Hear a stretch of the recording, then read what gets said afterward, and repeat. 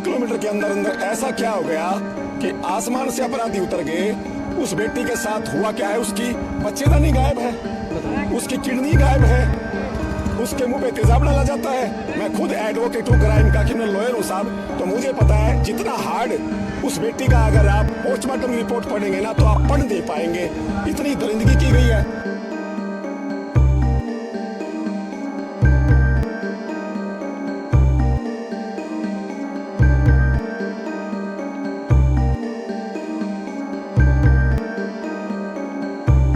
बेटी की मां कुछ नहीं की थी।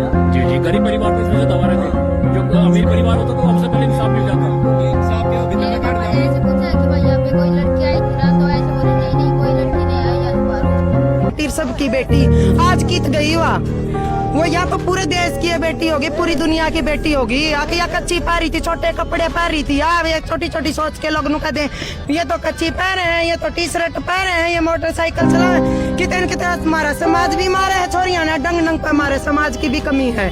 जब हमारी बेटियां तो थोड़ी बहुत गलती हो रही है तो समाज उस घनी गलती करे, तब बेटियां ने सपोर्ट में कौन खड़े होंगे उनका। बस प्रशासन से यही हुआ रहा कि मेरी बहन को इंसाफ चाहिए। 6:26 पे मेरी घंटी बजी, उसका कट गया। फिर मैंने 6:26 मतलब पूरी नहीं हुई थी, कुछ सेकंड बची हुई थी, मैंने उसके साथ अपना फोन उठाया, साथ ही साथ कॉल किया तो फोन बंद था उसका। ठीक है जी। कल रात में उसका फोन 12:04-5 के ऊपर ऑन हुआ है, रिंग गई है अच्छी खासी, उसके बाद बंद हो गया है। दोबारा हमने कॉल किया तो फिर स्विच ऑफ हो गया है, और सुबह ये वारदात मिली गई हमें।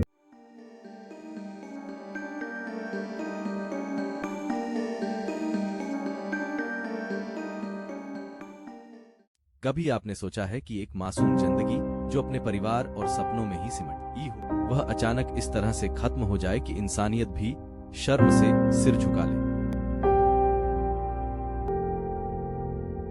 उसे बिल्कुल भी अंदेशा नहीं था कि उसका सफर इतना भयावह और दर्दनाक मोड़ लेगा, जिसे देखकर शायद शैतान भी कांप उठे। इस मामले में आगे जो खुलासे सामने आते हैं वे न सिर्फ गहरे सवाल खड़े करते हैं, बल्कि ये भी दिखाते हैं कि इंसाफ के नाम पर किस तरह खुलेआम धूल झोंकी जा सकती। इस पूरी घटना को समझने के लिए हम केस से जुड़े हर पहलू पर चर्चा करेंगे और उन सवालों पर रोशनी डालेंगे जिन्हें दबाने की कोशिश सिस्टम लगातार करता रहा है। इसलिए मेरी आपसे बस यही दरख्वास्त है कि इस सच्चाई को जितना हो सके ज्यादा से ज्यादा लोगों तक जरूर पहुंचाएं।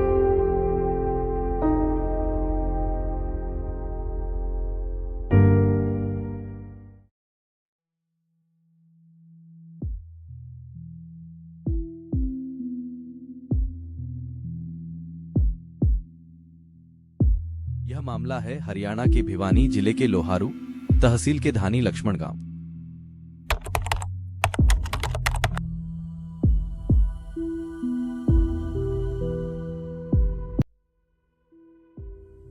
उसी दिन दोपहर 1:58 पर मनीषा स्कूल से बाहर निकलती है और पास के एक नर्सिंग कॉलेज में एडमिशन फॉर्म लेने के लिए जाती है। इस बारे में उसने अपने पिता को पहले ही बताया हुआ था। यही सीसीटीवी फुटेज वह आखिरी डिजिटल एविडेंस बनता है जिसमें मनीषा को जिंदा देखा गया।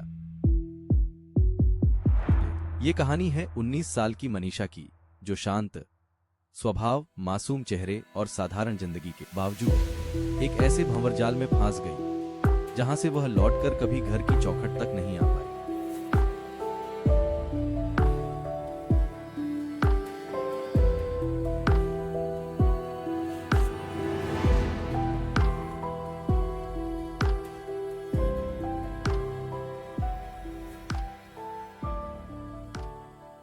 प्रशासन से यही हुआ रहा कि मेरी बहन को इंसाफ चाहिए।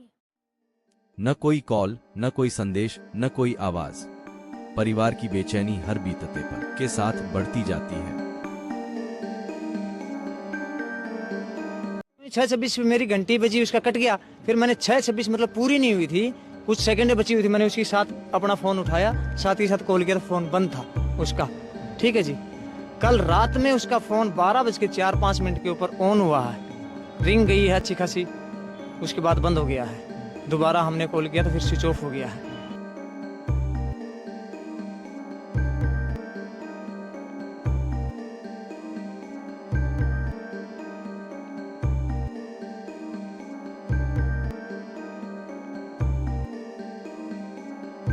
लेकिन यह थोड़ी देर अनंत इंतजार में बदल जाती है। शाम होते होते पिता संजय की बेचैनी बढ़ती है। कॉल आता है।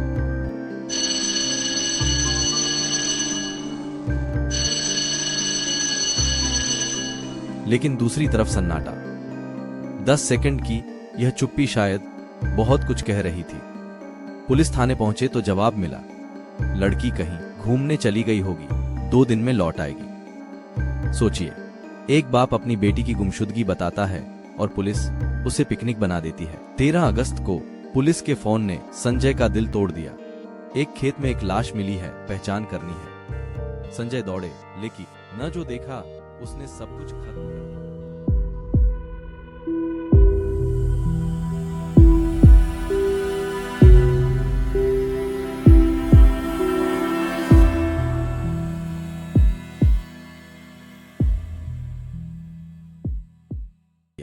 चेहरा जला हुआ, आंखें गायब, गला कटा हुआ। ऐसा मंजर कि किसी का भी खून ठंडा पड़ जाए। लोगों ने कहा, यह सिर्फ हत्या नहीं, यह हानियत है। पोस्टमार्टम रिपोर्ट ने कहानी को पलट दिया। रेप के निशान नहीं, बल्कि कीटनाशक जहर के अंश मिले। दूसरी रिपोर्ट में कहा गया, जंगली जानवर ने गर्दन नोची। क्या यह मजाक था या फिर किसी बड़े नाम को बचाने की कोशिश? क्योंकि आम लोगों की नजर में यह साफ साफ हत्या थी।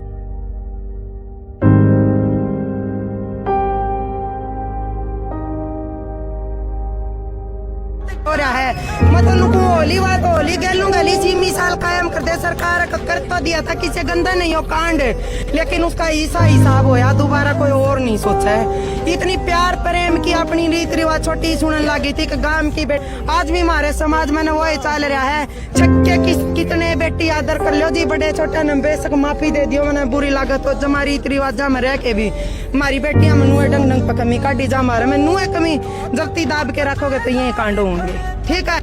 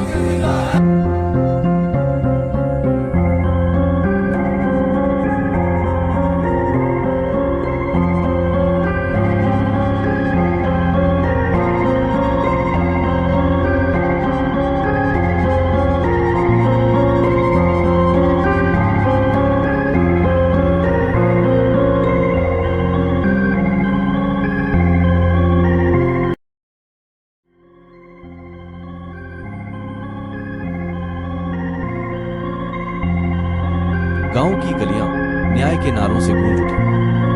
लोगों ने कहा, अगर पुलिस ने पहले दिन कार्रवाई की होती तो मनीषा आज जंगल होती। लेकिन यहाँ सिस्टम ने सिर्फ लीपापोती की। Police officer transfer, internet ban और परिवार पर दबाव। क्या यही न्याय है? नहीं, पुलिस 112 की टीम मौका पर गई है इसके पापा के साथ। जी जी, सुनाई कौन दिया? पुलिस के अंदर कौन सुनाई दिया?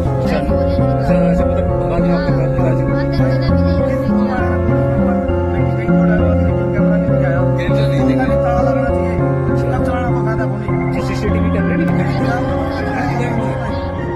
ऐसे बोले कि हमारा कोई जासूस स्टाफ नहीं है, हम सब दिखाएंगे।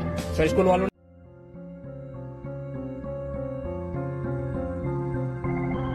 सबूत मिटाए गए, रिपोर्ट्स में विरोधाभास और अचानक मिला सुसाइड नोट। एक ऐसा नोट जिसकी हैंडराइटिंग भी सवालों में घिर गई। सोचिए, क्या कोई लड़की जो अपने सपनों के लिए कॉलेज जाती है अचानक जहर खाकर खुद ही अपनी जिंदगी खत्म कर लेगी? या फिर किसी ने सोची समझी चाल चली? मनीषा का केस सिर्फ एक लड़की की मौत नहीं, यह सवाल है उस सिस्टम पर जो इंसाफ देने से पहले सच को दफना देता है। आज भी परिवार पूछ रहा है, आखिर मनीषा के साथ हुआ क्या? और शायद यह सवाल आने वाले सालों तक गूंजता रहेगा।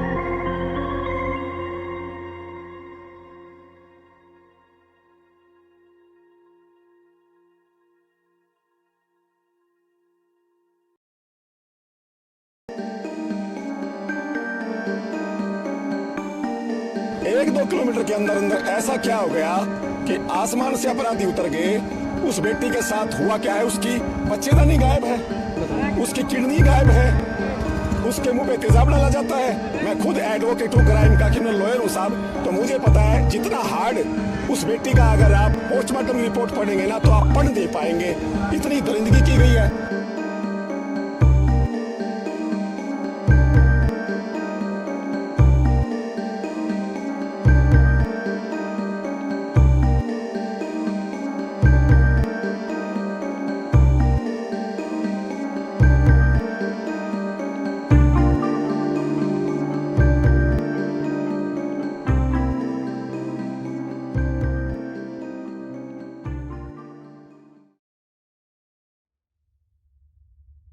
ये केस एक आईना है जो दिखाता है कि सच कितना भी जोर से चीखे, सिस्टम अगर चाहे तो उसे दबा सकता है। लेकिन सवाल वही है, कब तक और कौन देगा मनीषा को उसका इंसाफ? दोस्तों, यह मेरी पहली डॉक्यूमेंट्री है। अगर आपको यह वीडियो पसंद आई हो तो प्लीज इसे ज्यादा से ज्यादा लोगों तक शेयर कीजिए और मुझे कमेंट में अपनी राय जरूर बताइए। आपका छोटा सा सपोर्ट मेरे लिए बहुत मायने रखता है और इसी के दम पर मैं आपके लिए और भी ऐसे केस लेकर आऊंगा। तो चैनल को लाइक, शेयर और सब्सक्राइब करना बिल्कुल मत भूलिएगा। मिलते हैं अगले केस की सच्चाई के साथ, तब तक सुरक्षित रहिए और जागरूक रहिए।